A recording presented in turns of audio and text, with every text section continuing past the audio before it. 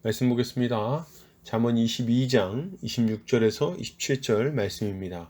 같이 읽겠습니다.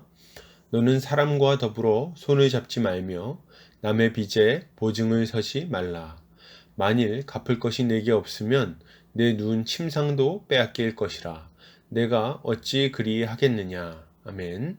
잠언 22장 26에서 27절까지 손을 놓고 보증을 거절하라 라는 제목으로 말씀 보도록 하겠습니다. 신자는 이 땅에서 검소한 생활을 하기 위해 힘씁니다.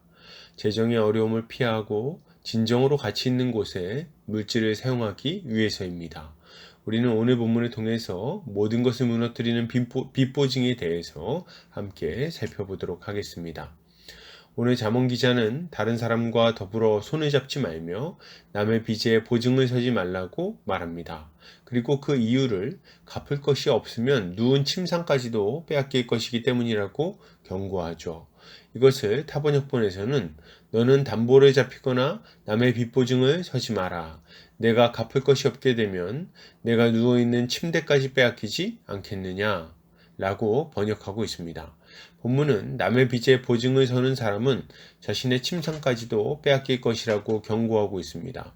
이것은 빚보증이라는 어리석은 행위가 얼마나 위험한 것인지를 경고하는 동시에 신자가 어려움을 만난 자를 어떻게 도와야 할 것인지에 대해서 교훈하는 말씀이라고 할 수 있겠습니다. 먼저 본문은 다른 사람과 더불어 손을 잡지 말고 남의 빚에 보증을 서지 말라고 말합니다. 여기서 사람과 손을 잡는다는 것은 보증에 대한 서약을 하기 위해 손을 잡는 모습을 말합니다. 그러니까 간단하게 말하면 빚진 사람과 같이 가서 보증서는 그런 일을 절대로 하면 안 된다는 말을 하는 거예요. 그런데 빚진 사람을 위해서 보증 서는 것을 왜 하지 말라고 하는 걸까요? 가난하고 어려운 이웃을 위해서 도움의 손길을 내미는 것은 선한 일 아닙니까? 그 이유는 분명합니다. 이웃에게 선을 베풀 때에도 우리는 지혜로울 필요가 있기 때문입니다. 이때 필요한 지혜는 사람에 대한 이해라고 말할 수 있을 것 같습니다. 우리는 사람이 죄인이라는 것을 알아야 됩니다. 우리가 선한 마음으로 빚 보증을 서주었다고 해서 상대방이 선한 마음으로 빚을 갚고 우리를 보증에서 자유롭게 해줄 거라는 생각을 하지 않아야 되겠습니다. 돈이 생기면 빚부터 갚고 나를 자유롭게 해줄 거라고 생각하십니까? 안 그렇습니다. 착각이에요. 왜 빚이 생기게 되었습니까? 건전하게 재정 관리를 하지 못했기 때문에 빚이 생긴 것입니다. 본인의 여러 긴급한 일들을 해결하려다가 빚까지 지게 되었을 거라는 말이죠. 혹은 욕심에 사로잡혀서 무리한 사업을 하다가 빚을 졌을 수도 있을 것입니다. 중요한 것은 빚을 갚을 수 있는 상황이 된다 해도 그 빚을 서둘러 갚으려고 하지 않을 거라는 말이죠. 도리어 그 돈으로 다른 중요한 급한 빚을 갚거나 여윳자금으로 쓰려고 할 것입니다. 혹은 그 돈으로 또다시 사업과 주식을 하려고 할지도 모르겠어요. 그럼 보증을 서준 사람의 빚은 언제 갚는 겁니까? 본인이 큰 돈을 벌어서 여유가 생겼을 때, 그때 갚는 것입니다. 당연한 말이지만 이렇게 재정 상황이 호전되는 사람은 극히 드뭅니다.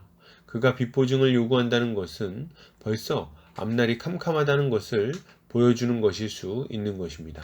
그런 의미에서 빚 보증을 서주는 사람은 큰 호의로 그렇게 했을지 모르지만 이것은 인간이 얼마나 큰 죄성을 가지고 있는지를 이해하지 못한 어리석은 선택이라고 할 수 있는 것입니다.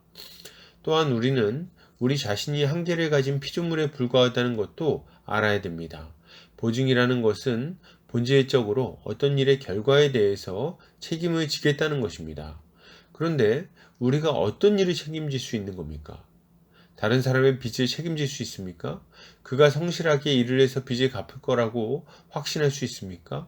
그동안 그게 안 된 거지 않습니까?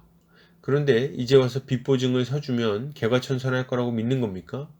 이것은 그야말로 어리석은 기대라고 할 수 있는 것입니다. 그리고 보증 서준 사람이 설령 좋은 마음으로 개과천선했다고 해도 그가 원하는 대로 빚을 갚을 상황이 안 될 수도 있는 거 아닙니까? 결국 보증을 선다는 것은 아직 일어나지 않은 일들에 대해서 책임지겠다고 말하는 어리석은 행동이라고 할 수 있는 것입니다. 그러면 어떻게 해야 할까요? 우리는 가난한 자들의 부르짖음을 외면해야 되는 겁니까? 그렇지 않습니다. 긴급하게 재정이 필요한 사람이라면, 그죠? 그런 사람이 있을 수 있겠죠. 그리고 그런 사람들이 좀 신뢰할 만한 인물이라면, 그럴 때는 보증을 서는 것이 아니라 가지고 있는 재물로 직접 도움을 주는 것이 더 낫겠습니다. 어, 괜히 어려운 지체를 돕겠다고 빚보증을 섰다가 올무에 걸리게 되면 이후에는 형제에 대해 품었던 선한 마음까지도 분노와 증오로 바뀌게 될 수 있는 겁니다. 그리고 교회 공동체도 어려움을 겪게 되겠죠. 그러므로 여러분, 우리는 이것을 생각할 때 어떤 삶을 살아야 되겠습니까? 가장 먼저는 빚보증을 서지 않아야 되겠습니다. 이것은 선한 의도로 행할지라도 악한 결과를 가져오게 되는 거예요. 다음으로 우리는 어려운 이웃이 도움을 요청할 때 흔쾌히 그리고 지혜롭게 도와야 하겠습니다. 필요한 것을 요구하면 빌려줄 것이 아니라 주는 것이 낫습니다. 재물을 빌려주고 그것 때문에 형제에 대한 미움을 키워나간다면 그보다 더 어리석은 일이 어디 있겠습니까? 우리는 예수 그리스도를 본받아서 형제의 잘못을 용서하고 용납해야 하는 것입니다. 이렇게 할 때 우리는 형제를 도울 뿐 아니라 공동체의 분열을 막을 수 있을 것이고 어려운 이웃을 더욱 잘 도울 수 있을 것입니다. 결론을 드립니다. 여러분, 빚보증을 서지 맙시다. 그리고 힘 닿는 곳까지 이웃을 도웁시다. 이렇게 할 때 신자는 안전하게 주의를 감당하며 열매 맺을 수 있을 것입니다. 오늘도 주님의 지혜로 승리하는 성도님들 되시기를 주의 이름으로 축복합니다.